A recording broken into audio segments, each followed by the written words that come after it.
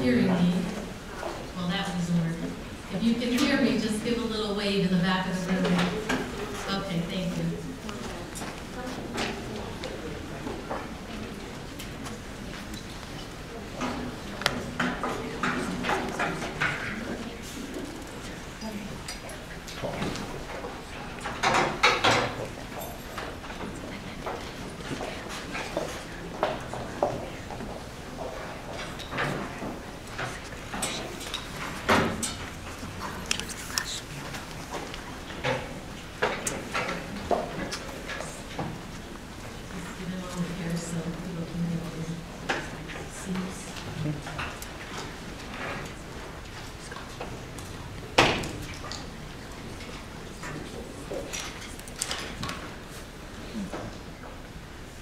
David has asked me several times to remind everybody here how very much, in spite of the difficult time that this is right now with their loss of Gigi, they really want to stress that people remember to celebrate the memories that Gigi left us, to share the Gigi stories,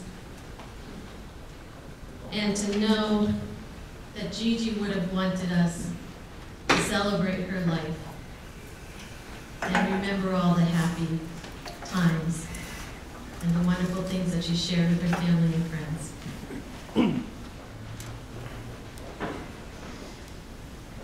And yet, death has taken our beloved Gigi. Our friends grieved in their darkened world. In their silence, there is lamentation. In their tears, there is loneliness. Lost in their sorrow, may they find the presence of loving friends. Hear them, O God. Be with them. For Gigi's love that united us in life and which death cannot sever.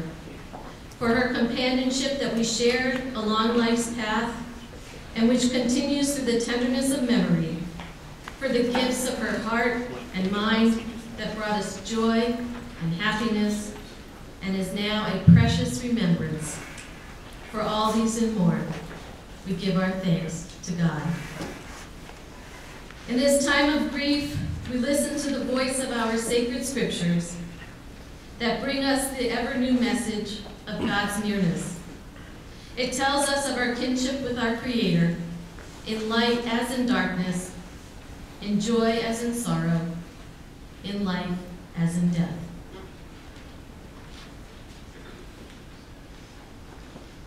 I ask you to turn to page 1 in the memorial booklet and read together with me at the bottom of the page, Psalm 23.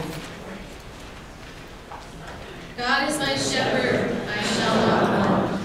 God makes me lie down in green pastures. God leads me beside the still waters. God restores my soul and guides me in straight paths for God's name's sake. Though I walk in the valley of the shadow of death, I fear no evil, for you are with me. Your staff and your rod comfort me. You prepare a banquet for me in the presence of my enemies. You anoint my head with oil. My cup runs over. Surely goodness and mercy shall follow me all the days of my life, and I shall dwell in the house of God forever.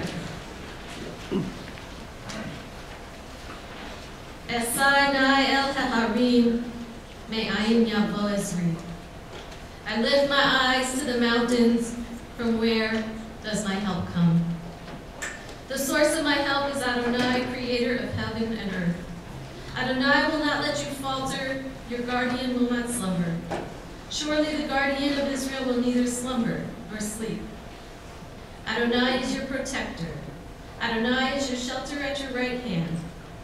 The sun will not smite you by day, nor the moon by night. Adonai will guard you from all harm. God will preserve your soul. Adonai will guard your going and your coming, now and forevermore.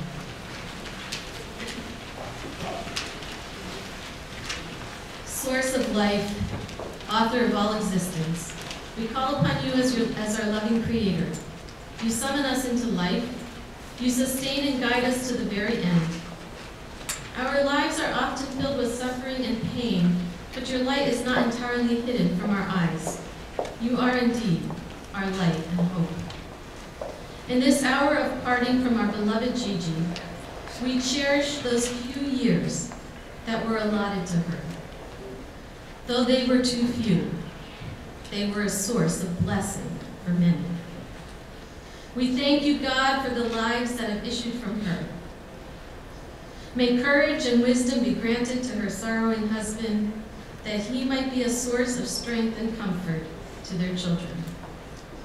May Gigi's spirit live on as a precious memory and influence in the hearts of all her dear ones. May all who are bowed in grief find comfort in you, O God, who are near your children in sorrow as in joy, in death as in life. I invite you to read responsibly with me on page 3, an excerpt from Ecclesiastes. There is a time for everything, a time for all things under the sun, a time to be born and a time to die, a time to plant and a time to uproot, a time to kill and a time to heal, a time to break down and a time to build up, a time to cry and a time to laugh, a time to mourn and a time to dance, a time to scatter and a time to gather, a time to embrace and a time to refrain from embraces, a time to seek and a time to lose, a time to keep and a time to cast away, a time to rend and a time to sow, a time to be silent and a time to speak, a time to love and a time to hate, a time for war and a time for peace. In his sorrow, Job cried out, Adonai natan va'Adonai lakach, Yehi Shem Adonai mevorach. God has given, God has taken away. Blessed be the name of God. An ancient people, we are well acquainted with grief and the valley of the shadows. Death and sorrow are not strangers to us. Yet the centuries have taught us that a good name endures beyond the grave, and that there is strength in faith. With Job, we say, Adonai natan, God, you have given. You gave us a loved one who will not be forgotten. For all that was good and enduring in Gigi's life, we offer the deepest thanks of our hearts. Adonai lakach, God, you have taken away. We pray for the strength to turn our broken hearts into an altar of trust before which we acknowledge your sovereignty and love. As we now say, Yehi Shem Adonai mevorach, blessed be the name of God, now and forever.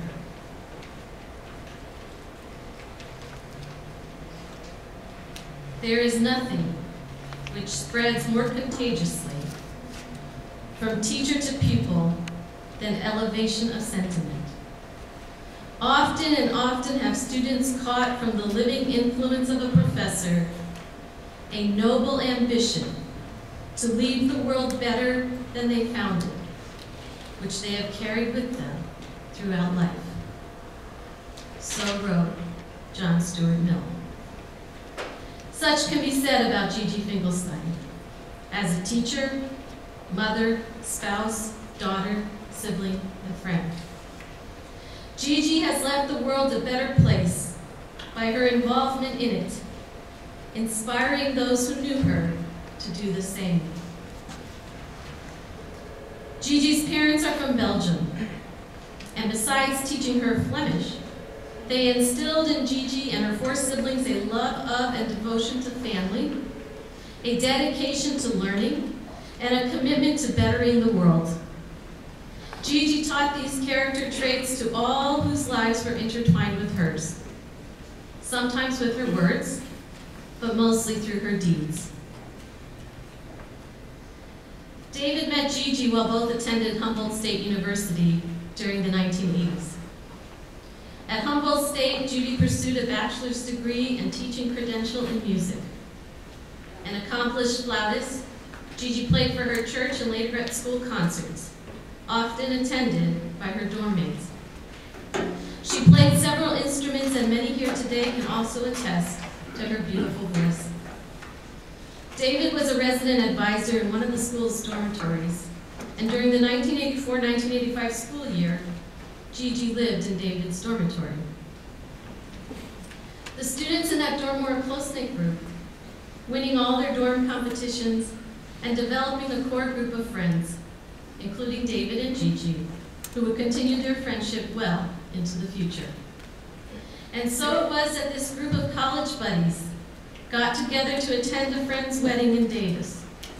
Not wanting the fun to end, about 5 of them decided to drive to Tahoe after the wedding, only to find no available hotel rooms. Back into David's car they piled, except David fell asleep, leaving Gigi to drive the group back to Davis. Somewhere, though, on that journey to Tahoe, Gigi and David began to fall in love. Something changed for the better, and their relationship deepened. In November 1992, David surprised Gigi by taking her to the Armstrong Woods in Guerneville. Gigi worried he was breaking up with her. Instead, David got down on one knee and asked Gigi for her hand in marriage. On June 25th, 1994, David and Gigi had 2 wedding ceremonies. The first was a Catholic service in a church in Fortuna. Next was a ceremony under a chuppah, a Jewish wedding canopy, at the Firemen's Pavilion in Lolita. By the way, the couple also had to endure 2 sets of premarital counseling, one based upon the Catholic faith and the other upon the Jewish religion. Yikes. After a week-long honeymoon cruise to Puerto Vallarta, Mazatlan, and Cabo, the happy couple settled in Salinas. Gigi taught a life skills course at the Vista Verde Middle School in Greenfield. She also coached the girls' basketball team. Gigi coached basketball and volleyball for many years, and Rachel remembers what fun and goofy times they had when Gigi coached her 5th grade basketball team. For Gigi, it was all about the kids, even before she had her own. It did not matter if she taught music, life skills, or any other topic. Her energy, resources, and passion were directed towards bringing out the best in her students. Before Ari was born, Gigi and David spent many exhausting hours searching for a house. They became very discouraged and agreed that they would devote one more weekend to the search when Gigi came out to see the Creek Bridge development. They chose their house and lot, breaking ground in June 1995. The Finkelstein family still lives in this home, and their wonderful neighbors have become their extended family, supporting, caring, and being there for them in good and bad times. Then, along came Ari. He was born on October 4th, 1995, and the Finkelstein family moved into their new home when Ari was only 2 weeks old. Aided by both David and Gigi's parents, the young family made their move. There is a word in Hebrew, balagan, that well describes the happy turmoil that ensued. Gigi was such a talented person. She excelled in music and baking and also sewing and other crafts. Not only did she choose all the colors for their home, but before Ari was born, Gigi spent 2 weeks hunting for the perfect material to sew into Ari's crib bedding. And although it no longer resembles Gigi's original work, Nathan's blankie pillow remains his prized possession. For David and Gigi, their children were their blessings. For a long time, they thought those blessings consisted of Ari and Rachel. One afternoon, 7 years after Rachel was born, David was puttering in the backyard. He was envisioning the next summer when both Ari and Rachel would be at Camp Newman, and he and Gigi would enjoy 2 weeks, just the 2 of them. Then Gigi came out to the yard, and the conversation went something like this. Gigi. Honey, guess what? David, your mom's coming. No. David. Okay, what? Gigi. I'm pregnant. David. What's the name of the milkman? Rachel remembers the afternoon in January when she and Ari were picked up from school and taken to the hospital where Gigi was in labor. Gigi had given Rachel a little pony toy and Ari a ball, and they waited, patiently, I'm sure, for hours. Finally, they heard Mom yelling, and Rachel put her ear to the door and listened to baby Nathan's first cries. When Rachel and Ari went in to meet their new brother, Gigi had the biggest smile on her face. It was a smile they well knew, because it covered her face when she held any of her children. Gigi actively and fully participated in her children's lives. She would sit down with them as they worked on their homework, assisting them and checking their work for however long it took. And this after teaching all day. She made the kids, and sometimes David, Halloween and Purim costumes, demonstrating her talent in crafts as she created a Dalmatian dog, a dreidel, a Hamantashen, Bo Peep, Darth Vader, Indiana Jones, and more. Ari remembers a 4th grade Native American project he had to do. Gigi took him to Michael's and asked him what he wanted for the project. He told her he needed redwood trees, a hut, and people.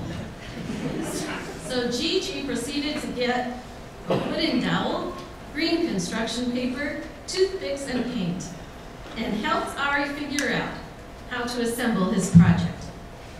She had an amazing ability to help her kids learn to help themselves and take pride in their achievements. She had that effect on her students as well, and many of her former students maintained contact with her. Several of Ari's friends had Gigi as their teacher and would tell him how very much they loved her. Although Gigi tried to teach her kids Flemish, she had to settle for singing lullabies to them in that language. She did, however, teach Ari how to play the alto saxophone and gave him her guitar, which he taught himself to play. Sometimes Gigi and Ari would play together, Gigi on the flute and Ari on the guitar. Gigi unselfishly lent her prized piccolo to one of Ari's friends who wanted to learn how to play it. She encouraged Rachel with her singing, admiring her beautiful voice. Gigi also recognized Nathan's talented voice and supported him as well. Nathan, you will always be Mom's baby, and you, Ari, and Rachel were her true blessings. Although she was Catholic, Gigi supported and involved herself in her children's Jewish identity and education. She regularly participated in temple activities and could be heard singing Jewish prayers in Shabbat services. Gigi even taught in the temple religious school for 2 years. Every year for Hanukkah, Gigi would bring a frying pan and latke ingredients and make those yummy latkes, potato pancakes, for her students. Gigi also loved Christmas. It was an important part of her family and heritage. But she wanted her children to establish a strong Jewish identity, and so celebrated Christmas with her parents up north and observed Jewish holidays like Hanukkah at home in Salinas. Ari and Rachel described how Gigi always supported their extracurricular activities, whatever they were, from school musicals to sports like swimming, water polo, and basketball. She absolutely hated it when her illness prevented her from attending these events. Gigi encouraged her children to try their best and not to give up. Even if they got discouraged and wanted to quit, Gigi taught them to persevere and honor their commitments to their teammates. Family was all important to Gigi, and she loved and was close to both families, hers and David's. Both came from large, boisterous families, and Gigi embraced them all. David's sister Josephine calls Gigi the sister she should have had. Nothing against The sister, she does. Gigi would talk to her parents or Skype with them every day, often multiple times a day. One would always know if Gigi was talking to her parents because the laughter volume would increase. She loved jokes and laughter. Ari and Rachel remember how Grandpa would get jokes from Belgian relatives, translate them into English, and share them with Mom, who would laugh and laugh, even when the same jokes were repeated. Gigi would share jokes with her students too, and would laugh even harder when they did not get the punchline. Judaism teaches us that one who brings laughter into people's lives has a place in the world to come. Gigi engulfed those around her in joy, laughter, and love, sharing that which is good and beautiful in this world, enriching the lives of those she touched. The kids enjoyed hanging out with Mom and Dad at the aquarium or the beach. Disneyland was probably the family's favorite travel destination. Gigi loved the rides. The faster and more topsy-turvy, the better. On the teacups ride, Gigi would laugh harder and harder the more they spun round and round. Ari tells us how once Gigi forced him to go on Thunder Mountain with her, saying, "You'll love it, you'll love it." We laughed and laughed, Ari said, and would always remind each other about the first time he went on that ride. There were three things the Finkelstein family always had to do at Disneyland: the Small World ride, the Tiki Room, and the Jungle Cruise. Gigi so enjoyed the corny jokes and puns of the Jungle Cruise tour guide. For some reason, she told Rachel she did not know why, Eeyore, the donkey from Winnie the Pooh, was Gigi's favorite Disney character. The kids delighted in always bringing Gigi something Eeyore from their Disney experiences. David remembers how Gigi treated everyone with respect. No matter where they were, she talked to people by name, looking at a waiter's name tag and engaging directly with him or her. By her actions, Gigi conveyed her conviction that every person mattered. Gigi and David would volunteer with Temple Bethel members and their children at Dorothy's place, preparing and serving lunch to the homeless. They taught their children to speak as politely and respectfully to the homeless people who came there as they would to any other person, regardless of one's station in life. Those who are gathered here today are a testament to Gigi's good character. Ralph Waldo Emerson said, "The only way to have a friend is to be one." Well, Gigi had many friends, and it is clear it is because she was a friend to so many. Ari, Rachel, and Nathan, I want to share some thoughts with you about your mother. Know that she loved you with every fiber of her being. As your father said, she viewed you as life's greatest blessing and was thankful every day for her family.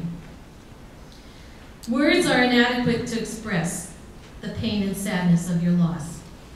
But I want you to understand that your mom will always be with you, very close to you, in your hearts and in your shared memories.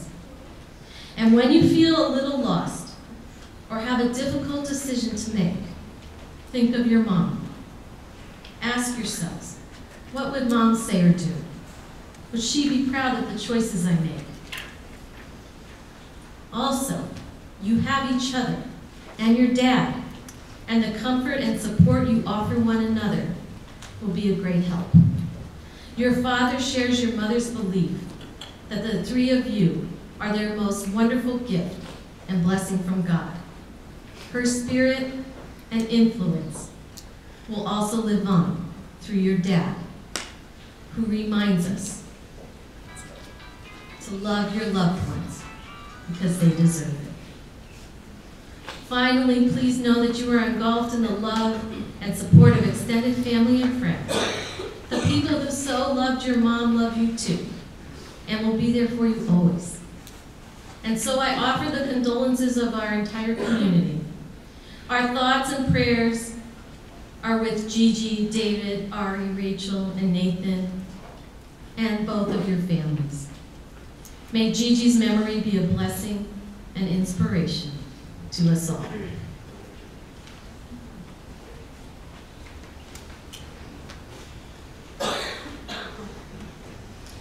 I would like to invite David's sister, Josephine, to share some words with us.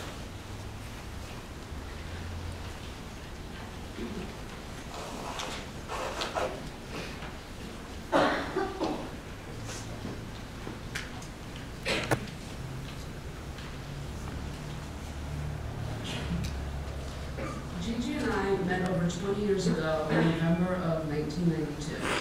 She and Dave joined my husband and I on our honeymoon in Lake Tahoe.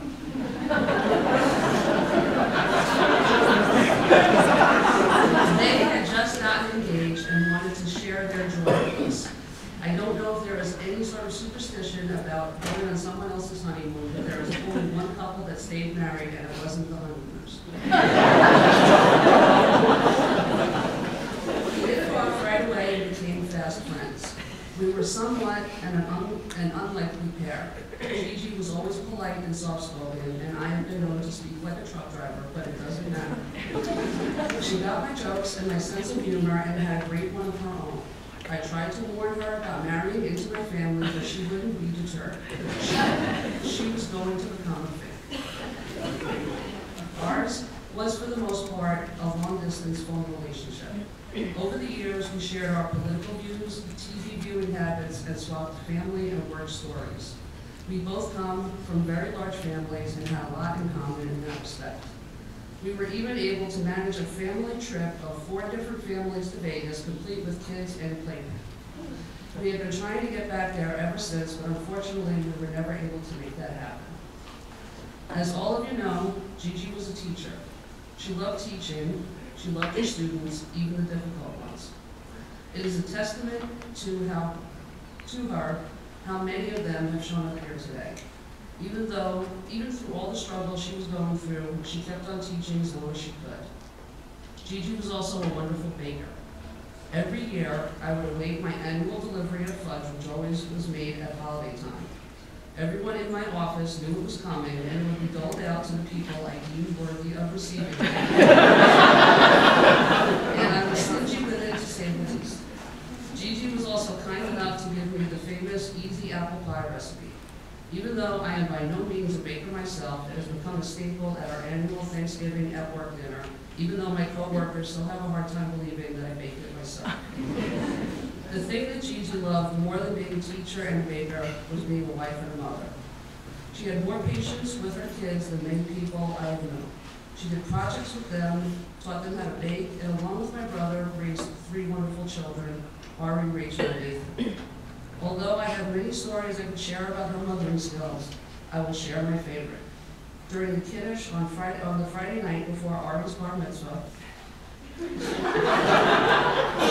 I was seated and chatting with my cousins. Out of the corner of my eye, I spotted a mop-top-headed boy running full steam into the room, which wasn't so unusual. What I also noticed was that he obviously got a different memo about the entire event, as he was dressed in the Adam and Eve fashion, minus the figure. The next thing I saw was Gigi running full steam after him, scooping him up and taking him out of the room in search of the clothing he had been previously wearing. This is what being a mother is all about. Right now, I know she is very amused at the fact that I recently ordered her a ton of sweatshirts because she was always cold. And on this trip to the left coast, I have been freezing because I didn't bring any warm clothing because I never needed it before. Gigi was taken away from us at far too young an age and way too soon.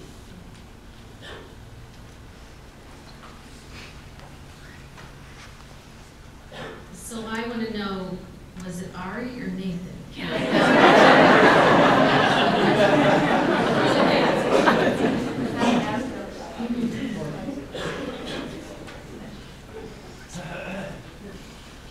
And now I would like to invite Marilyn Klein, principal of Creekside Elementary School, to share some words.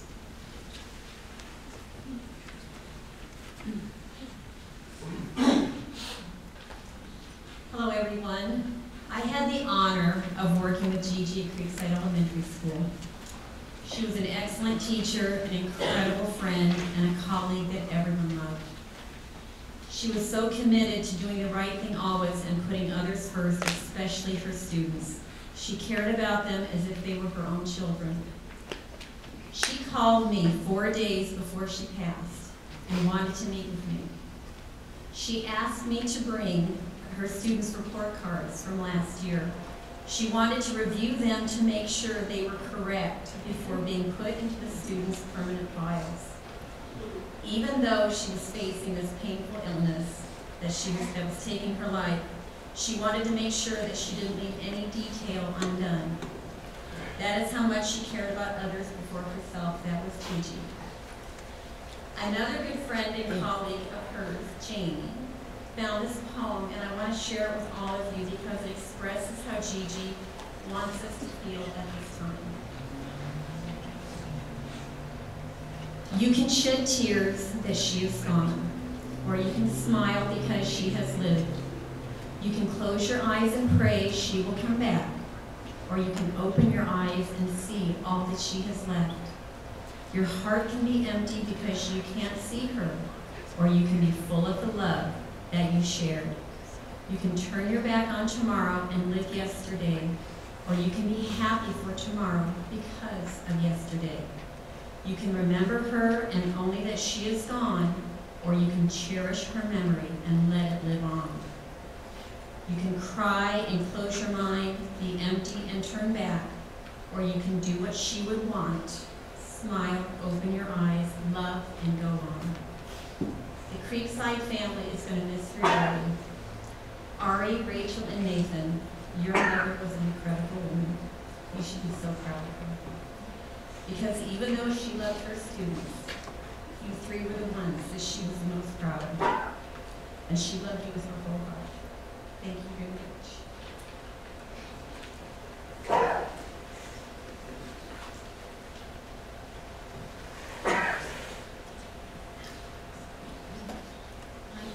We find a special prayer